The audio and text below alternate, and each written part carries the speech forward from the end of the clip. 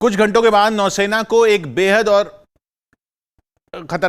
खतरनाक आईएनएस वेला सबमरीन मिल जाएगी। पूरी तरह से भारत में बनी एक ऐसी सबमरीन है जिसके आने की खबर से ही चीन और पाकिस्तान के होश उड़े हुए हैं। नौसेना के बेड़े में शामिल होने से पहले न्यूज 18 की टीम इस पनडुब्बी पर पहुंची, जो नौसेना के ऑपरेशन 75 का हिस्सा है। पूरी तरह से देश में बनी ये सबमरीन नौसेना के लिए एक अचूक हथियार साबित हो सकती है। भारतीय नौसेना लगातार अपने अदृश्य हथियार को बढ़ा रही है, तो ये चिंता की बात है पाकिस्तान और चाइना के लिए। लंबे वक्त से नौसेना के जवान और अफसर इस सबमरीन के ट्रायल से जुड़े हुए थे, जिनका दावा है कि सबमरीन बेजोड़ है। बहुत ही सारे एडवांस वेपन्स और सेंसर्स इसमें फिटेड है, तो इसके ट्रायल्स के दौरान और हमें ये पता चला कि उसकी परफॉर्मेंस भी बहुत अच्छी है। इससे पहले भारत में बनी सबमरीन के कई पुर्जे विदेशी तकनीक पर आधारित थे, लेकिन आईएनएस वेला के छोटे छोटे कल पुर्जे भी स्वदेशी हैं। काफ़ी सारी चीज़ें इस बार इस सबमरीन में इंटरनाइज हो चुकी हैं, जैसे मैंने आपको बताया, बैटरीज, कम्युनिकेशन सिस्टम और भी काफ़ी छोटे छोटे इक्विपमेंट्स हैं। नौसेना को इस तरह की 6 सबमरीन मिलनी थी,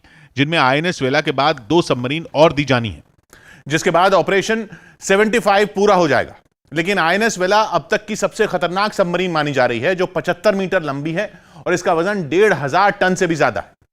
एक बार पानी में उतरने के बाद यह सबमरीन 55 दिन तक समंदर में रह सकती है और बिना रुके 1000 किलोमीटर से ज्यादा की दूरी तय कर सकती है।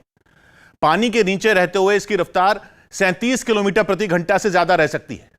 दुश्मन के लिए यह सबमरीन सबसे खतरनाक इसलिए है क्योंकि यह दुश्मन के जहाज या सबमरीन को टॉर्पीडो ही नहीं बल्कि मिसाइल से भी निशाना बना सकती है। मिसाइल भी ऐसी जो केवल पानी के अंदर ही नहीं बल्कि हवा में उड़ रहे दुश्मन के किसी जेट को भी ढेर कर सकती है।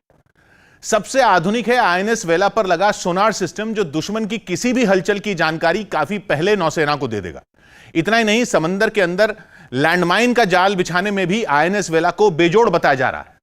सौभाग्य की एक बात है कि चीन अपनी नौसेना की ताकत तो लगातार बढ़ा ही रहा है, वो पाकिस्तान को भी युद्धपोत और पनडुब्बियां दे रहा है। और हिंद महासागर में इस दो तरफा चुनौती से निपटने के लिए भारतीय नौसेना कम से कम 170 युद्धपोत और पनडुब्बियों को तैनात करने के मिशन में जुटी है, जिसकी दिशा में आईएनएस वेला पनडुब्बी एक बड़ा कदम है, क्योंकि यह पनडुब्बी दुश्मन को चकमा देने वाली स्टेल्थ तकनीक से बनी है। और ऐसी ही 2 और पनडुब्बियां अगले 2 से 3 साल में नौसेना में शामिल हो जाएंगी।